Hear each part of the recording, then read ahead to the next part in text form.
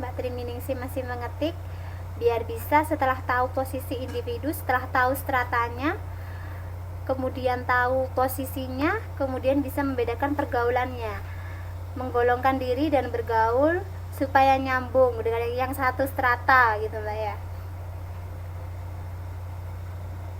Benar. Jadi setelah kita mengetahui posisi kita akan mengetahui bagaimana bersikap. Bagaimana? Setuju enggak kalau saya bilang setelah mengetahui posisinya kita jadi tahu bersikap. Kita harus bersikap seperti apa? Kalau kita strata tinggi sikapnya harus sombong. Oh, salah. Kalau kita strata tinggi sikapnya harus bagaimana? Kita tidak boleh merendahkan strata rendah. Misalnya kalau kita udah tahu strata tinggi sombong, wah orang kaya sombong. Betul, berwibawa. Kalau kita tahu kita di strata tinggi kita harus berwibawa, kemudian lebih menghormati strata yang lebih rendah, tidak boleh sombong misalkan. Terus kalau kita di strata rendah, apakah kita harus saya strata rendah nih, golongannya orang miskin, anaknya petani, terus saya mau hidup dengan melas dan sengsara gitu?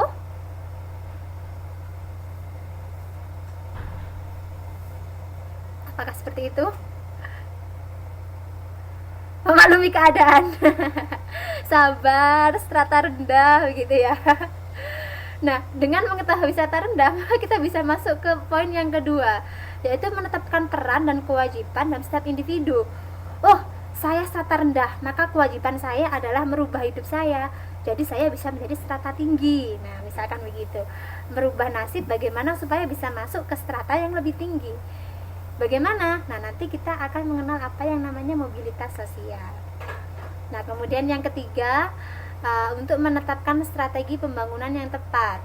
Jadi dengan mengetahui adanya strata-strata sosial dalam masyarakat, peneliti dan pemerintah yang nanti bertanggung jawab terhadap pembangunan dapat melakukan pembangunan dengan tepat. Misalkan nih di suatu daerah A, dia dihuni oleh strata rendah, orang-orang pekerja yang bawah, misalnya bagian clean service, kemudian ada bagian petani-petani, ada bagian pokoknya orang dengan strata yang rendah gitu.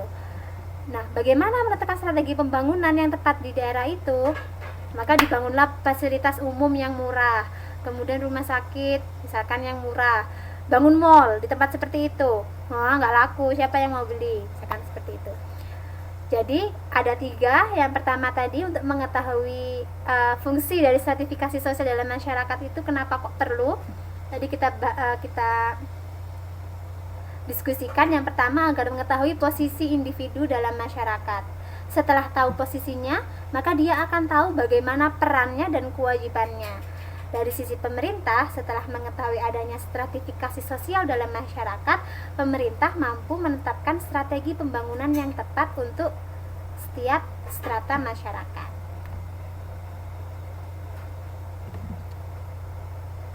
Nah, sebelum masuk ke status sosial, untuk stratifikasi sosial, kira-kira ada pertanyaan atau mungkin ada hal yang perlu didiskusikan untuk stratifikasi sosial?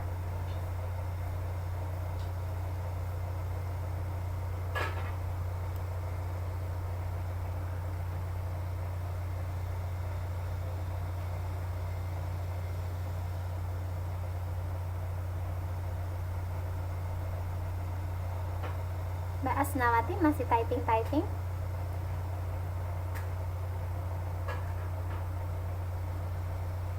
Nah, kalau tidak ada stratifikasi, apakah bisa bermasyarakat?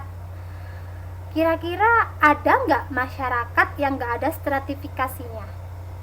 Saya balik tanya nih Mbak Asnawati, ada tidak suatu masyarakat yang semuanya homogen, nggak ada stratanya?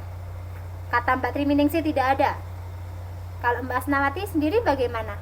Ada tidak menurut Mbak Asnawati suatu masyarakat, suatu kelompok yang tidak ada stratanya? Tidak ada. Kenapa kok tidak ada? Mereka, kata Mbak Triminingsih, mereka pasti membeda-bedakan, pasti mengelompok-mengelompokkan. Mbak Prima juga setuju, tidak ada. Jadi sepakat kalau dalam suatu kelompok sosial, dalam suatu masyarakat itu pasti ada stratifikasi sosial. Dalam hal apa? Jadi stratifikasi sosial itu bisa dalam banyak hal.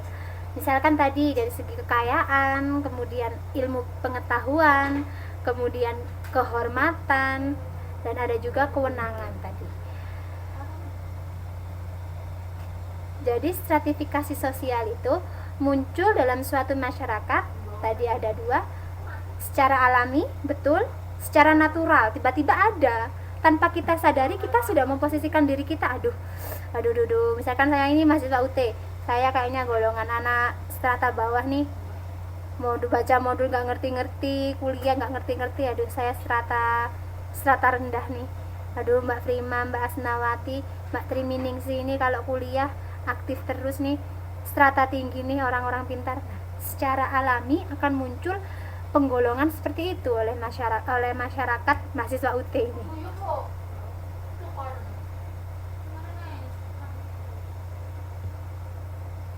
Jadi secara alami stratifikasi itu muncul secara vertikal. Sepakat tidak saudara-saudara? Atau mungkin ada ide yang lain, gagasan yang lain?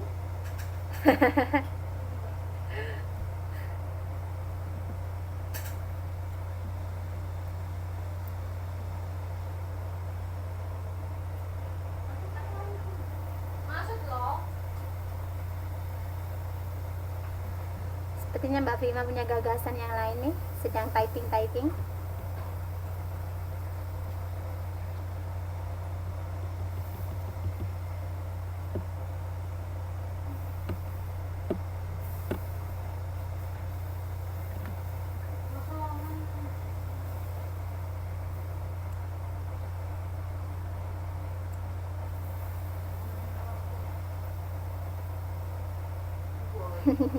Oke Mbak Prima. Nah, kembali ke pertanyaannya Mbak Asnawati, apakah jika tidak ada stratifikasi sosial tidak bisa bersosialisasi? Sebentar, tadi apa pertanyaannya?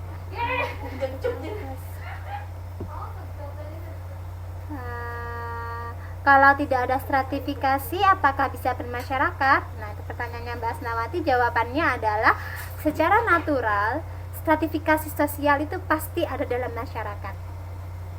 Jadi, apakah kalau tidak stratifikasi tidak bisa bermasyarakat? Jawabannya adalah di dalam masyarakat secara natural pasti ada stratifikasi. Bagaimana Mbak Asnawati? Oke, sip. Kita lanjut ke status sosial, saudara-saudari. Nah, tadi kita sudah mengetahui definisi stratifikasi sosial adalah pembagian atau pengelompokan masyarakat secara vertikal, berjenjang atau bertingkat ke atas. Nah, kalau ada tingkatannya, berarti setiap individu punya status dong di setiap tingkatan tersebut. Nah, apa itu status sosial? Di sini definisinya adalah tempat atau posisi seseorang dalam suatu kelompok sosial sehubungan dengan kelompok-kelompok lain di dalam kelompok yang lebih besar. Jadi di dalam stratifikasi seseorang punya status. Dia statusnya apa? Pengertian yang lain, status sosial adalah sekumpulan hak dan kewajiban yang dimiliki oleh seseorang di dalam masyarakat. Adanya stratifikasi dalam masyarakat menimbulkan status sosial bagi seseorang, di mana melalui status sosial tersebut, individu tersebut memiliki hak dan kewajiban. Bagaimana maksudnya? Misalkan tadi, di sini kita lanjut ke slide berikutnya. Nah, di sini ada status sosial. Yang pertama petani nih, petani biasa. Kalau kebetulan dia merepresentasikan petani di Taiwan ya, punya pork gitu. Dia ternak di sini ternak pig ya, ternak babi. Kemudian di sebelah kanan ada orang kaya nih. Orang kaya punya mobil 2. Yang satu strata rendah, yang satu strata tinggi. Yang pertama, yang satu statusnya sebagai petani di strata rendah, yang kedua statusnya sebagai orang mampu di strata tinggi. Nah, bagaimana hak dan kewajiban dari masing-masing tersebut? Pasti memiliki hak dan kewajiban yang berbeda. Sebagai orang kaya, dia pasti harus secara langsung bagaimana dia bisa membantu yang kurang mampu misalkan. Kemudian dari strata yang